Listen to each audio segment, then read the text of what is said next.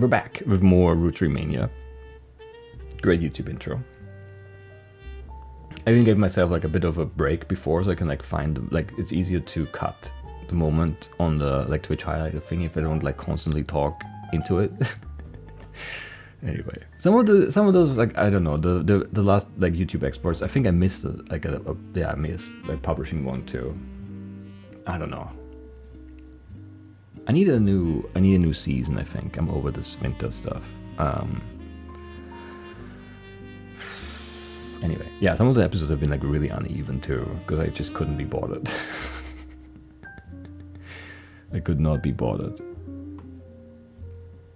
It's so hard to figure out when to like usually I look at how long the whole session is, and then I divide by like 4 or 3 or 5 so like I can get like some reasonable like episode length. But then it's so hard because then you go like, well, it's like 43 minutes, right, or 48 minutes or something, and then you go for the first episode it's 48 minutes, but that is like in the middle of something, like that's a weird point to cut it, and then you go a little longer and it's just all a mess.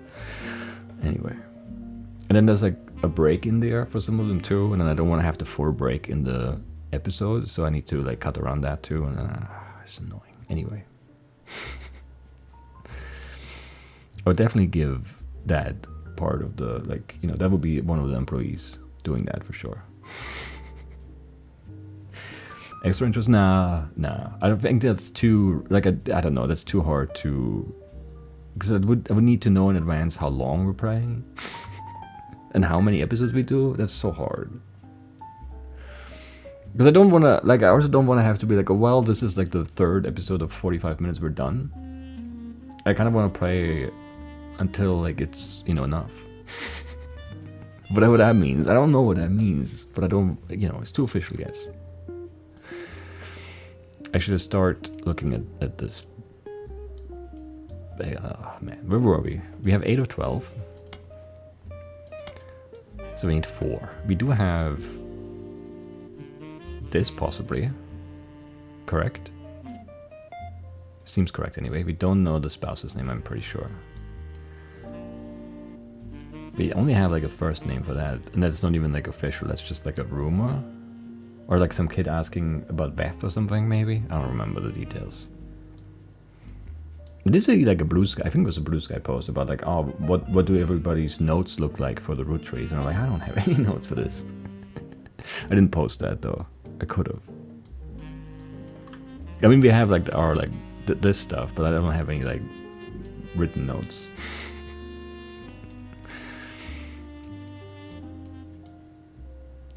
I think it's easy enough to just remember everything. That's actually not true. It's not easy at all.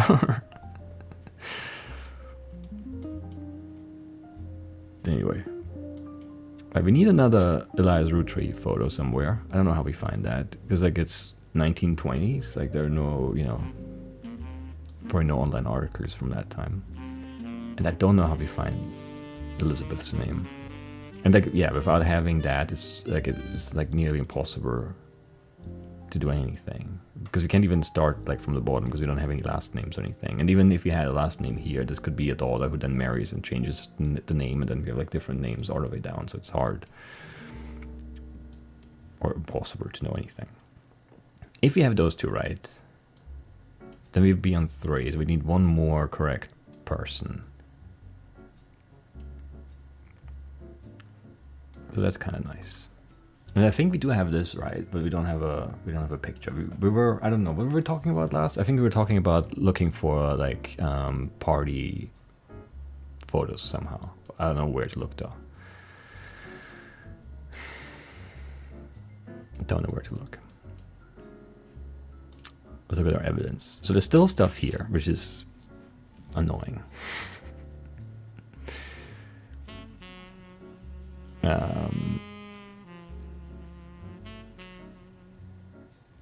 Yeah, the private parties, but I don't know how we find those. Can we take a picture here? No, because this is not, like, this is, we don't need them. We have them already.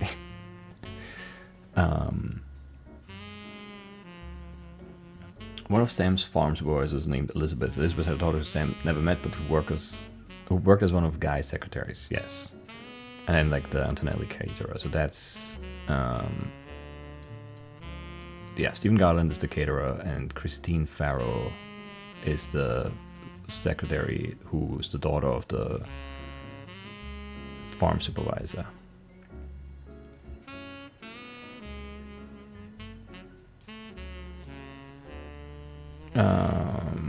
Yeah, and then there's like the bribe in Brazil. There's something there, but I don't know how we find that. You need like a Brazilian newspaper, but even if you found one, I don't speak Portuguese, so that would be tough. Also, Brazil is pretty big, so we might even need like a local newspaper. Who knows? And then yeah, Elias may have also cheated on Gwyneth.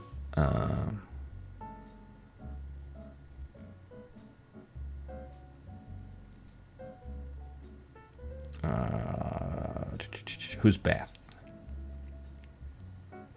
I heard him yelling about someone with that name.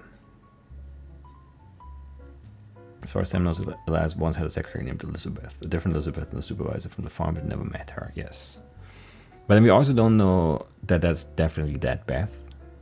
Like, that's all very vague. Like, there was once a secretary named Beth. There was once maybe an argument about a woman named Beth. But it could also be like Bethany or whatever. I don't know. It doesn't have to be Elizabeth. Like, that doesn't have to be the same person even. So we don't even know that first name for certain. Anyway. We've done these two.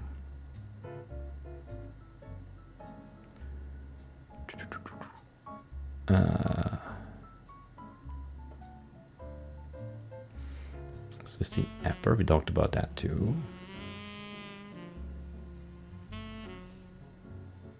Anyway, it's just, I don't know. I mean, there are like 3 things here, but like we don't have anything locked in, so that might just be it. I don't know.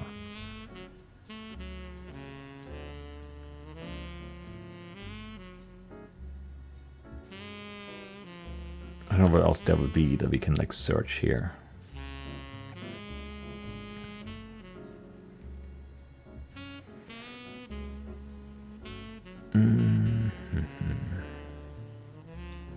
Yeah, she had to go back to work as a secretary, so she was like farm and then secretary again.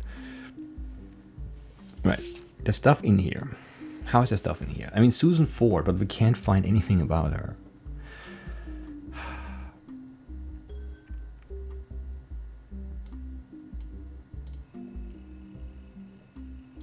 What if we looked for that in the Butler County Times? No.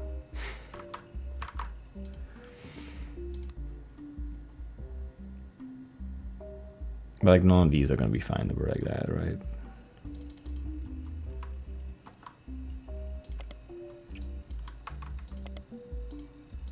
They're not going to be in the Business Watch either, right?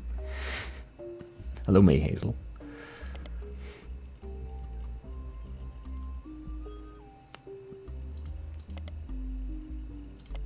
Man. I don't know why we have the Portland Telegraph. Did we ever find anything in there? Was it just the one? I thought there might have just been one thing there. But it seems weird that we get like a, you know. We did look up that, but we can't find anything about the woman really.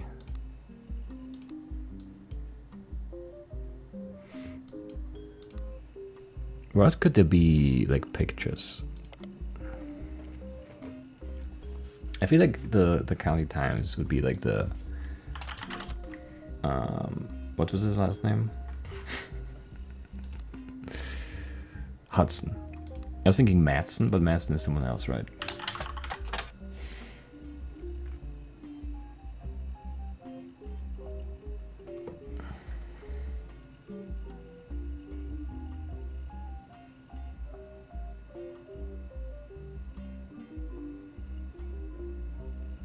Witnesses reported that the vehicle which instigated the wreck was speeding, swerving between lanes, cutting other drivers off as well for at least 5 or 6 minutes before the tragic accident. One witness says it could have been any one of us who eventually ran off the roads. The aggressive threat of the accident police have few leads other than make and model. But what's the make and model? Maybe you could find that and then figure something out from there. Because it could be like a husband or, you know, of one of the affairs. Like that one guy got really angry, for sure. Thomas Hughes. Maybe there was some foul play there. Anyway.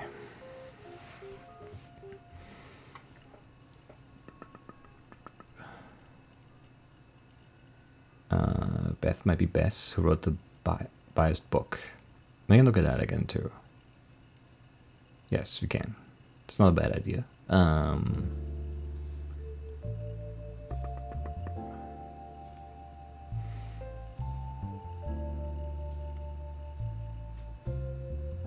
5P's in the Portland publication?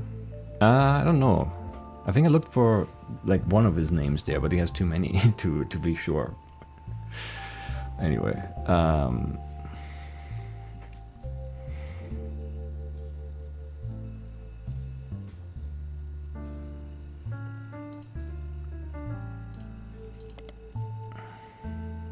yeah, these are old.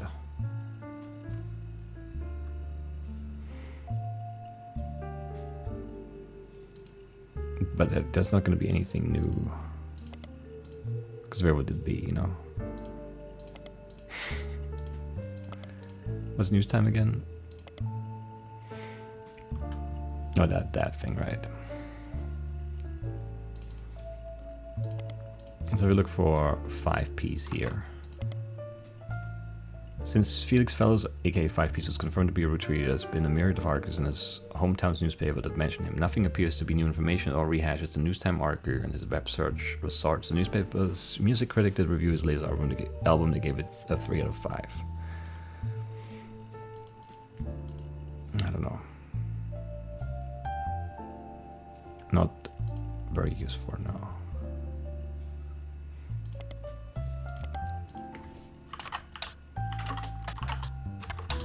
I can't type. Roottree is such a weird word to spell too every time. Because of 2 O's, 2 T's, 2 E's, it's just weird.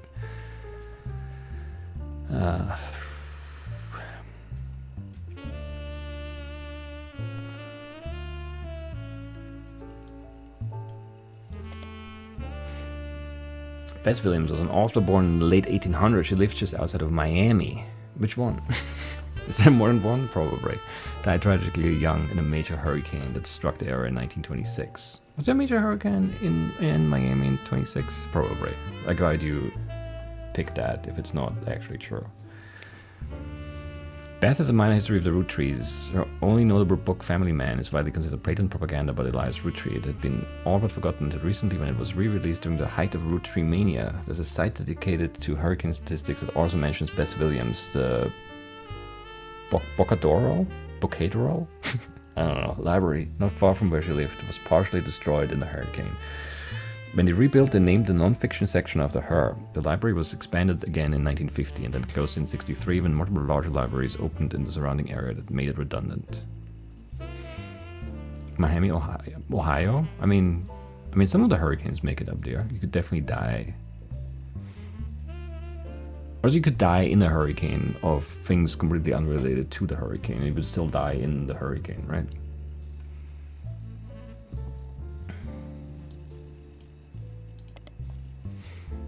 Anyway,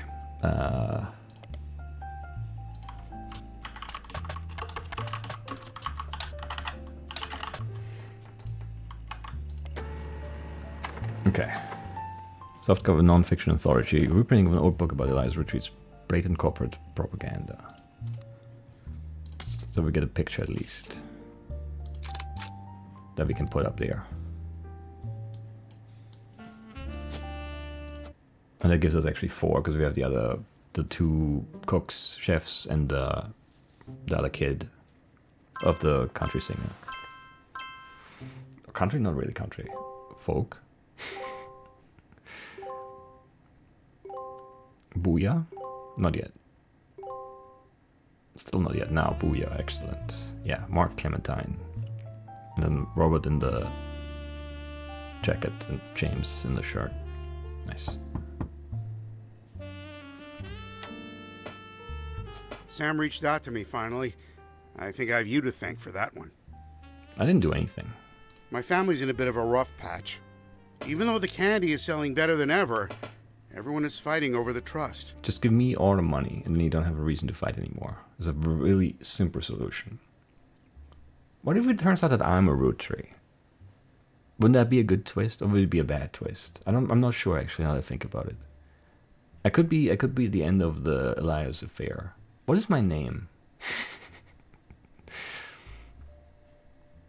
Maybe I am a secret Roottree, and I deserve the money anyway. The majority of us want to dissolve it. On paper, it seems like the right decision. I think it's a bad decision. You're just gonna all run out of money.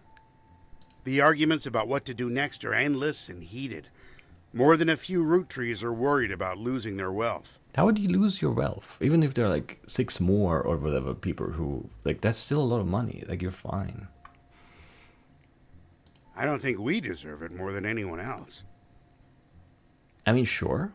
Like, inheriting like huge sums of money is like kind of weird, but I mean, I don't know. I love my family, my wife, my daughters, even my son. Even my I son, hardly ever wow. get to see. Man, that's harsh. Even my son. I want to keep them safe and secure, but I didn't do anything to deserve this fortune. That is true. I mean, that's very enlightened of you. Hell, I probably deserve it less than most. It took me way too long to get my life together. Yeah, I don't know. Yeah, I don't know. No, that's too harsh. You don't have to be so harsh on yourself. Okay, enough about me. Here's the deal. I can't stop the majority from voting one way or another. Okay. If you keep passing along potential Roottrees, I'll keep adding them to the list. On the other hand, there's been some leaps forward in genetics. Yeah. It may sound like science fiction, but we can actually determine who's in the family just by testing their DNA. Yeah, sure. What you've done so far has been very useful. Just keep filling out the tree and we'll prepare for the tests. When did they kill the sheep? That was in the 90s, but when, I don't remember. Has it already happened?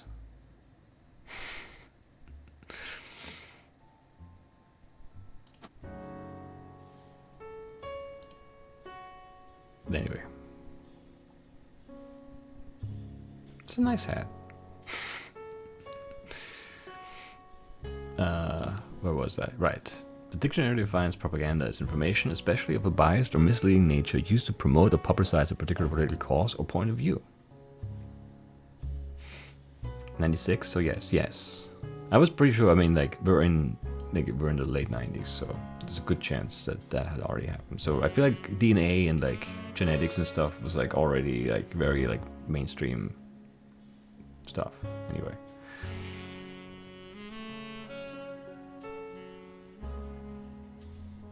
I don't know. You'll take the candy if that will help. I don't know. I'd be interested. I'd try some Roottree candy for sure. You're a secret Roottree. Put that on the shirt. Good idea. But if you were to replace that definition with a picture, it would be a picture of this book. The book tells you nothing new about Elias, and from what you know of his true feelings towards some of his extended family, you're not sure it tells you anything true about Elias either. The reissue of this book was so lazy that they reused the famous photo of Elias from Business Watch, whose copyright had expired. The best thing it has going for it is that it's only 85 pages long. That's not a book. It's like a booklet, maybe. 85 pages?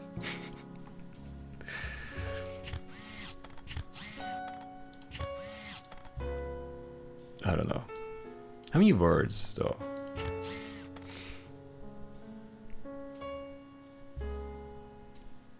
Magazines come longer than it? Yes.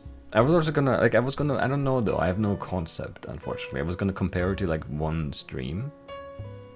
How many words do I say? A transcript for a full stream. How many pages would that be? I wonder. Not that many, probably, but I don't know, a few. I don't know if you fill 85 pages. I mean, 85 pages like this, sure. I don't know. I mean, I could look at YouTube, because YouTube does the like the automatic transcription stuff, which is also just like bad because it doesn't like my accent. I mean, sometimes it's fine. And I could like copy one of those out and like count the words and see how many like pages that would be if I were to print it in a book. But yeah,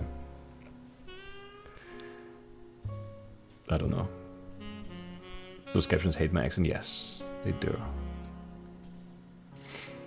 I'm sure they're gonna get much better with like new Google AI features, right? It's gonna be so much better. Anyway.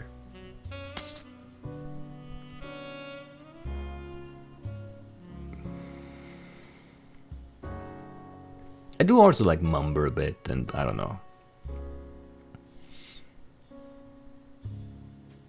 I get it, I guess.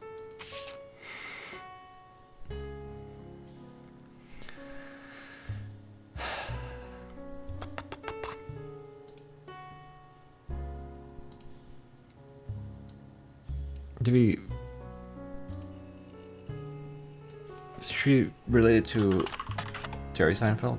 No. Shame. Where could I find more things about... What's her name? Bess Williams?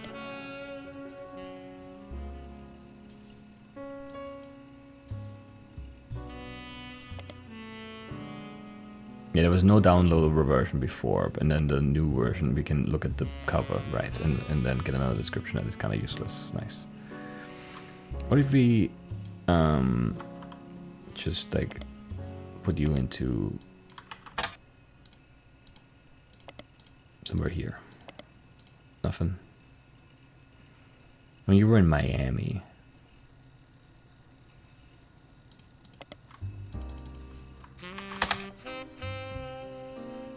Well, just outside Miami.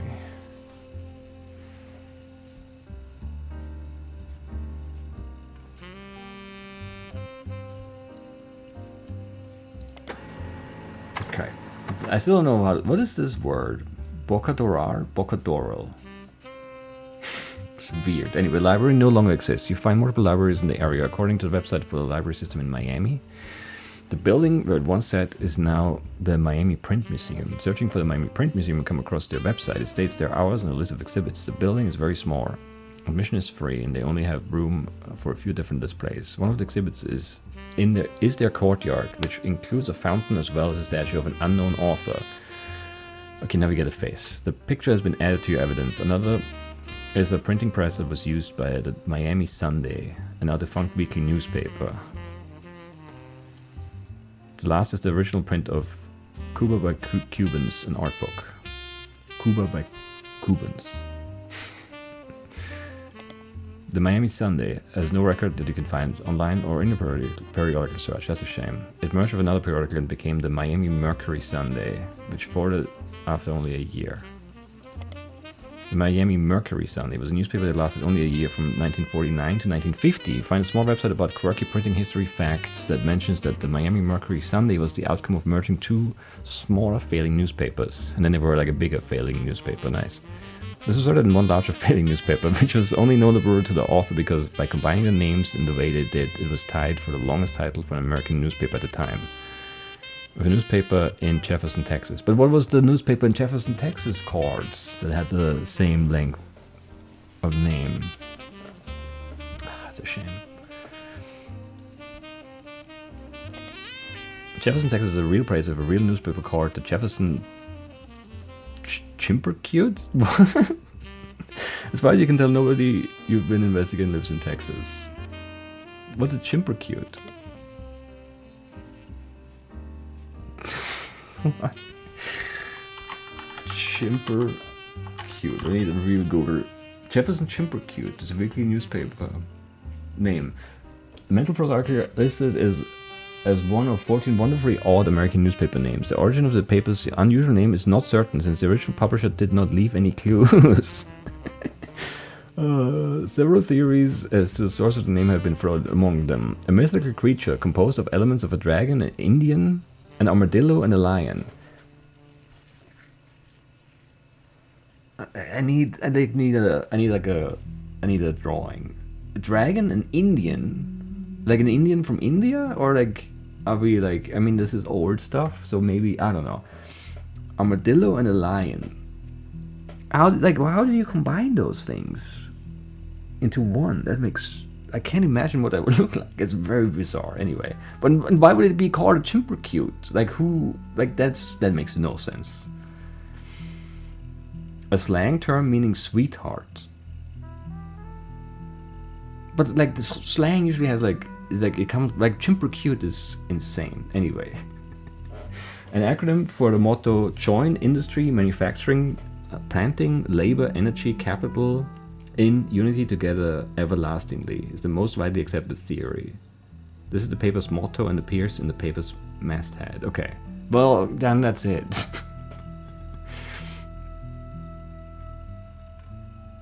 Or, you know, it could be like they had the name first and then they came up with that acronym as like a possible explanation. I don't know.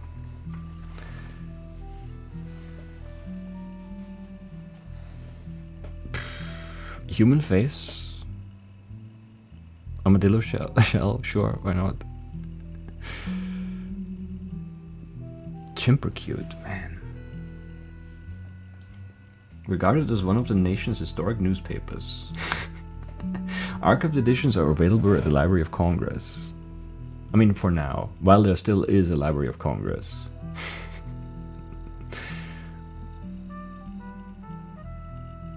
Where's Jefferson, Texas? I can't figure out where that is based on the map. Map's too small. Marion County, Northeast Texas, okay. Oh, there I see. It's the county and then the county map and it's in there in the middle, okay. Jefferson was founded around 1841 on land ceded from the Caddo, I don't know, Indians. At the time, a log jam more than 100 miles long existed on the Red River north of present, I don't know. I don't know, man, those names. Natchitoches? Louisiana. I have no idea.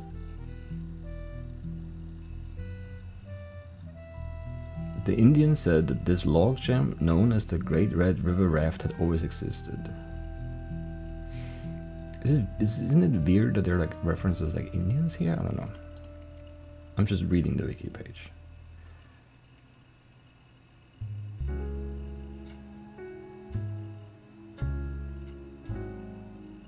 Jefferson was one of the most important ports in Texas between 1845 and 1872. It's named for Thomas Jefferson, unsurprisingly, but it could have been like a different Jefferson, I guess, who knows.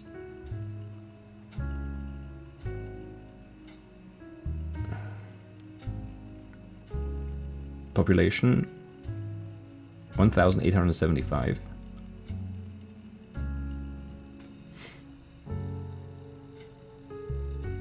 Small town. Or post office looks nice though. A nice brick building. I like it. Anyway, enough of Jefferson and the chimpercute, I guess.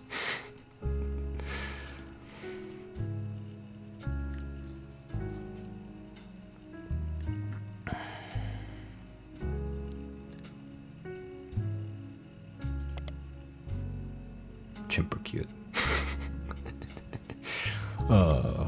Alright, so we didn't really get anything through that, because we didn't get any new periodicals unlocked, unfortunately. Not the Chimpercute and not the Miami Mercury Sunday.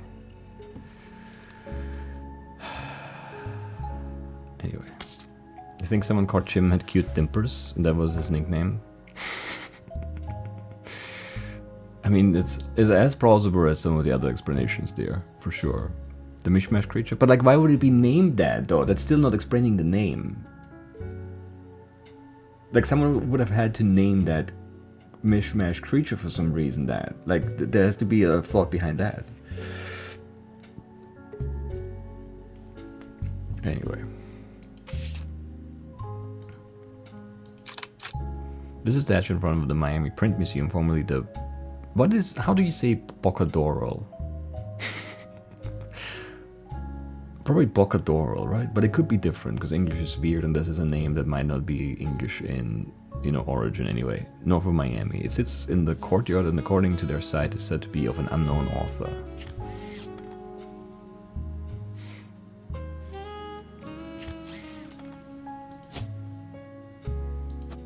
Sure.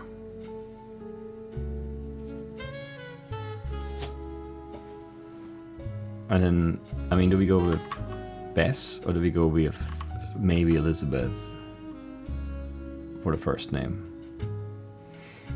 And the last name is Williams. And it probably was Elizabeth if she was also a secretary, but then I don't know if she was an author after she was a secretary. Probably, right?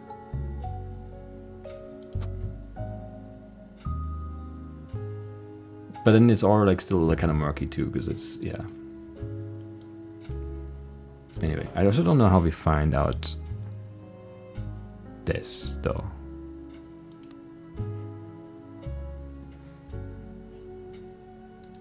And also we don't actually know that the statue is her. It just is the only thing that makes sense. But like, factually we don't know that that's her. That could be anyone.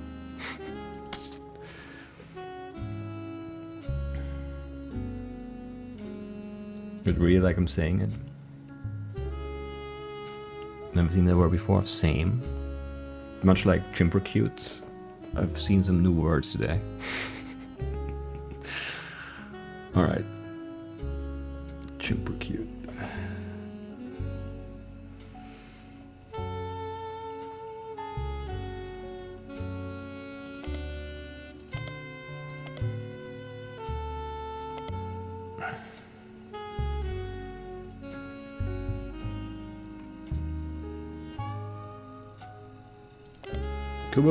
Cuba by Cubans is a book of paintings of Cuba, even though it's Cuba, released in 1963. It's credited to Marcia Barban, maybe? Or Marcia Barban? At first glance, it doesn't seem related to your search in any way.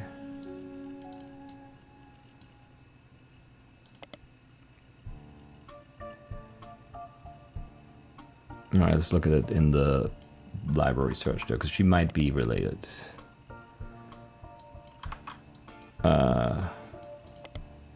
I don't want to type this, it's too long. Published 1963, out of print, no copies available. Cuba by Cubans is a book of paintings of Cuba released in 1963 and is credited to Marcia Barban. On second glance, it still doesn't seem related to your search in any way. That's a shame. Because we don't have a lot to go off.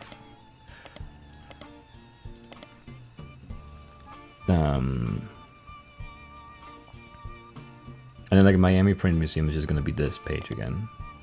Yes. Fountain as well as a statue of an unknown author. Pictures been added to yourself. Yes. Printing press was used by the Miami Sunday, now defunct weekly newspaper. We looked at that. There was nothing there. And the original print of this, which we can't look at for some reason. But I would like to see the Cuban paintings, honestly.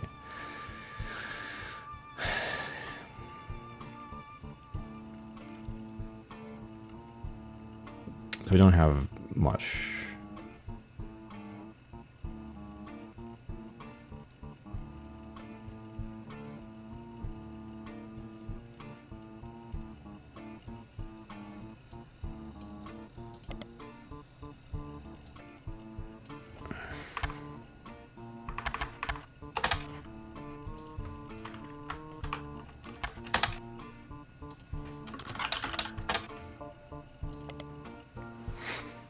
I don't know what I would have found there, but there's nothing we can look for.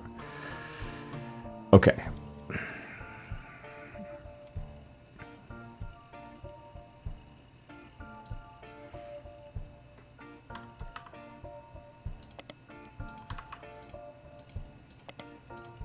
But since I didn't get any new periodicals, I feel like there's just no shot we find anything about Bess. And if you don't find anything about Bess, how do we find out her child's name?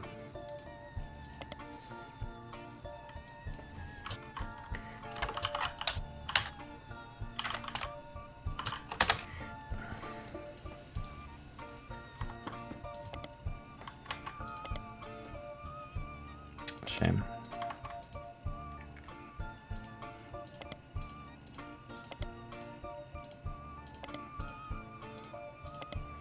Is she in the employment files somewhere? No, it's way too late.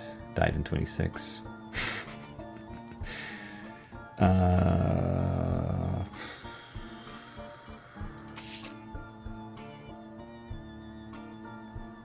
There's still one more thing here.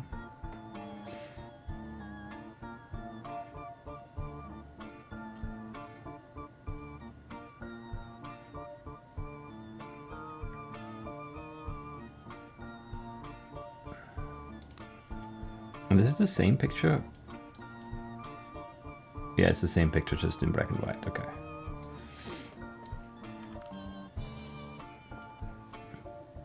Right, okay. Not great. Not the best.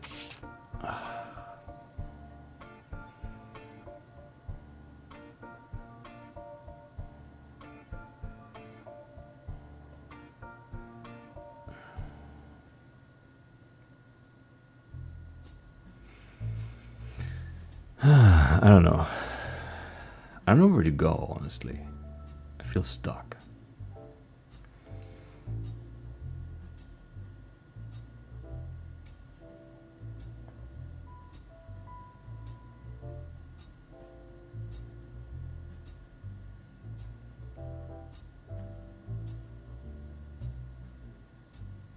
I don't know. Should we look at Lauren's books again? Even though it's like listed as a dead end here. I don't know. I don't know. I need more pictures like this. Where do I get more pictures like this?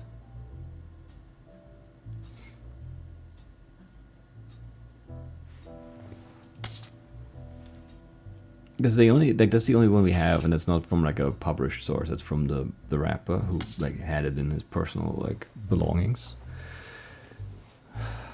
Yeah, some Cuban art would have been fun.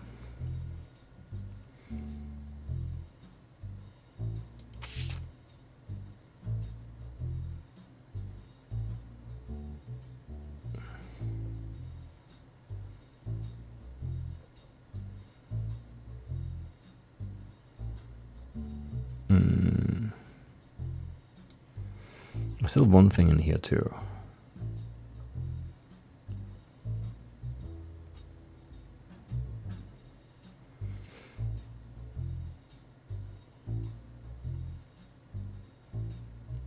Ah, man. Yeah, we've seen the press releases, the clear lack of leadership. Clark, permanent successor to Carl. As a legal group. Can we... There's nothing new here, is there? There is. The Cancer Trust, it's the Roottree company's unusual legal arrangement, the motivation for most of their major financial decisions. As a recap, the entire family earns inheritance directly from the profits of the candy company as well as their sister clothing company Root period with the period. This means that nearly every Roottree can potentially have a say in the company's high-level operations. Historically, this has caused the family to be slow to approve any major expenditures that could significantly dig into the profits. After the release of 6 pieces by Sam Madsen, the Cancer Trust came under heavy scrutiny. Sam, her children, and her grandchildren would have all been covered under the trust, according to the wording revealed during an internal family conflict between Ron and Robbie Roottree. It seems that those who wrote the trust, Clancy Edward Roottree, at the direction of Elias Roottree, purposely deceived the rest of the family about the exact details of how it worked in an attempt to keep Sam and her father Edward Clancy, his own twin brother, in comparative poverty.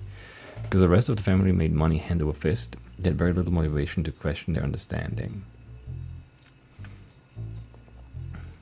Sam's book revealed this to the public, and it did not go over well. Clark Rafferty LaRue took over the company, and his most celebrated move was his first official one. He ensured Sam's family would get their share. To help facilitate this, the inheritance aspect of the trust is now under the control of a third party, Ruby Legal Enterprises. It's not going to be helpful. This ensures that the financial motivations of Roottree family members will not interfere with the investigation into potential new Rootrees. According to Clark's letters, however, some family members are still doing their best to slow the investigation by refusing to answer questions. Ruby Legal Enterprises is the name of the law firm that has been hired by the Roottree Candy Company. The company is named after its head lawyer, Ruby Spratt. It's a silly name. I can't find much about the company from before this year, though. All of the articles tell the same tale. After the fiasco of 6 pieces and the revelation that the Rootrees internal law group was complicit in such a cover-up, they hired outside counsel. The Ruby Legal Enterprise Group now seems to have ties to multiple aspects of the Roottree Corporation, including the candy company and Root period. They were recently in the news due to a high-profile lawsuit they raised against Cicely Sanchez. Okay, let's look up Ruby Spratt. Ruby Spratt, like her legal company, is relatively elusive. The most complete source of information you can find from before her time with the Rootrees is from the website of a magazine owned by a major airline. She was the subject of one article from a recurring series about modern-day success stories. Ruby grew up in foster care but excelled at Scour and earned a scholarship to study at Mid-Eastern University. Where's Mid-Eastern University? Where's the Mid-East in the US? I know the Midwest, but where's the Mid-East? What's part of the Mid-East? Like Ohio?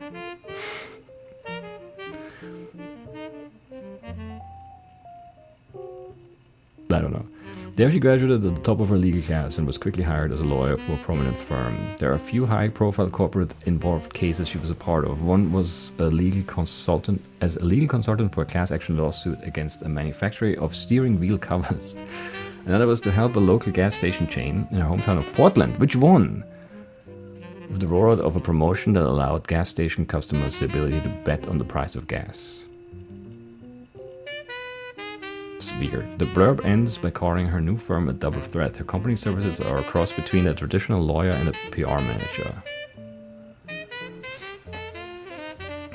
Kentucky, Indiana, Tennessee, Ohio? Maybe. Yeah, which Portland? I don't know. Okay, but there's so much here. This is something. Okay, where's Mid-Eastern University? Tell me, please. Mid-Eastern University is a notable private college that advertises itself as midway between Maine and Miami. What? That's so weird. Their mascot is the Spectres. What? Though they are not known for their sports programs as much as their education, their legal and language departments are their pride and joy. Though they also have fairly extensive computer science and robotics programs, along with other prestigious schools that haven't quite reached the notoriety of Ivy League schools. Some refer to it as Little Ivy. The college has embraced this, calling the newspaper Herald, which is a combination of Hedera, the scientific name for ivy, and Herald. Why not call it, Chimpercute? Their website boasts that they have a historical technology museum on campus, including a still functioning computer from the 1960s that takes up a full room. They also have a printing press that they use to print one special year-end issue of the Herald each year. Okay, let's look at the Herald. Okay. This is definitely someone then. Okay, that's good. The Herald is the school newspaper of Mid-Eastern University. It appears to be available in your periodical archive. After a bit of research, you've discovered that its name is a combination of... Yeah, we know that already.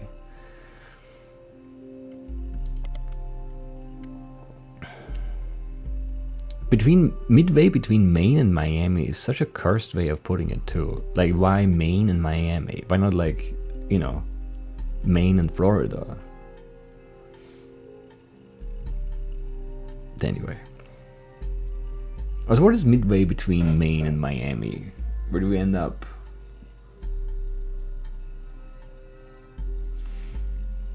Like North Carolina? In Virginia somewhere? What's half... Like, I can't imagine. Like, that is such a long, weird coastline. Because you have to go, like... Because Miami is all the way down there. And then Maine... I mean, I don't know. Where in Maine do we start? We have to go, like, all the way around there, too. Virginia, North Carolina border? That makes sense. It's weird that it doesn't say where it is, It's a notable private college, but no one knows where it actually is. Anyway, what else do I want to look up?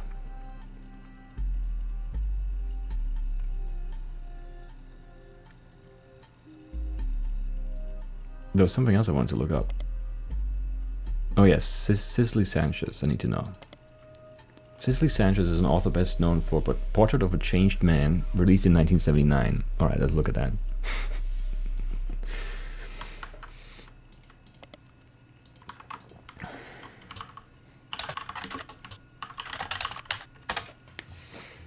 Published 79, out of print, softcover nonfiction. The book's description has this to say. What if everything you stand for, everything you know to be true today, could disappear in an instant? All of your politics, relationships, gone in the blink of an eye. Would you still be you? Like before that happens or after? Because they could disappear. They would. It's not that they would disappear and then would I still be me? They could. Like if I just had the knowledge that they could disappear, would I change? Probably not. Anyway. Cicely Sanchez tells this powerful true story about a man who woke up after being saved from drowning in his backyard pool and became an entirely different person. Included are interviews from those that knew him best before, as well as a one-on-one chat that paints an entirely different picture. You won't be able to put it down without wondering, what if that were me?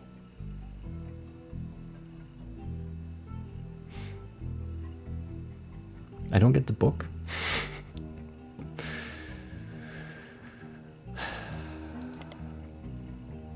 Anyway, Cicely Sanchez is an author best known for Portrait of a Changed Man, released in 1979. Her follow-up, Foreign Gospel, 1984, did not perform as well critically.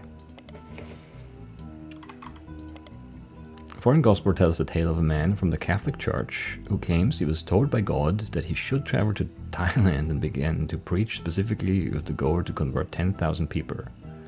It sounds like a thing God would tell you to do, absolutely. It's like, you should go to Thailand and convert exactly 10,000 people. That seems totally plausible. Like, if I were God, that's definitely how I would spend my time. He returned to the United States after just over 2 years claiming to have succeeded. This book tells his version of the story, but the author, Cicely Sanchez, also traveled to Thailand to investigate these claims and talk with some of the so-called converted. That makes sense to me. Totally.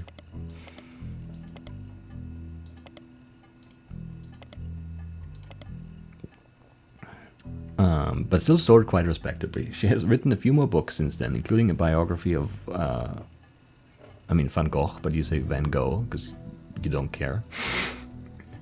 But her first two are her claim to fame. According to a site about authors, Cicely is known for her non-fiction with a focus on exploring darkness and the human psyche. Recently, Cicely appeared in a magazine. I don't know if this is supposed to be Cicely, but I don't know how else you would say it. But it sounds weird anyway. In a magazine called Picoty? Who knows? With an article about a book she had been commissioned to write for Guy Hudson. The magazine and Cicely herself were immediately issued a cease and desist to its inclusion of pictures that she never had the rights to publish. I need those pictures. The issue was pulled from store shelves, making it an instant collector's item. Okay. A picotee is a category of flower with an outline around the edges of its petals.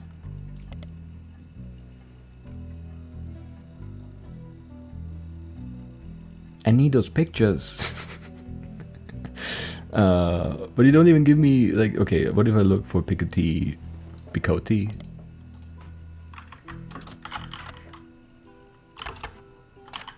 Magazine. There we go. It's a publication that, as far as you can tell, has no consistent theme. It tends to contain tabloid-esque articles that appeal to a wider variety of audiences and appears in many grocery stores near the checkout line. And that's where you put the magazines. Unlike traditional tabloids, it doesn't typically feature celebrities on the cover. Instead, it tends to latch onto and create sensationalist headlines about whatever subject appears to be popular at any given time. In recent years, this has included Beanie Babies, Magic Eye Images, I remember those, and even Red Bull. Since, like, when does Red Bull get famous?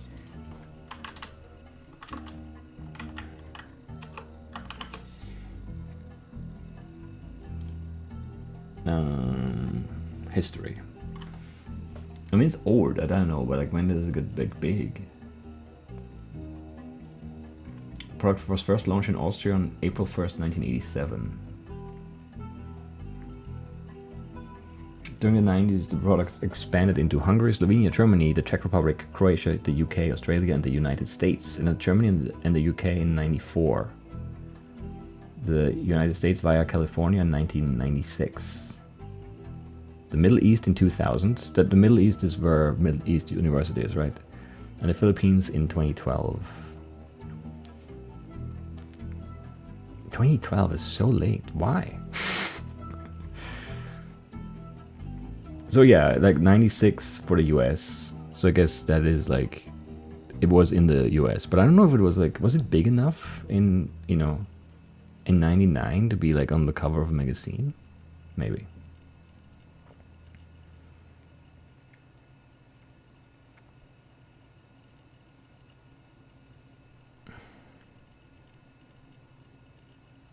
In 2008, Forbes magazine listed both Terleo and Mateschitz as the 250th richest people in the world with an estimated net worth of $4 billion US. So poor, those guys. No money. Also, I mean, like, Mateschitz is like, he's passed away.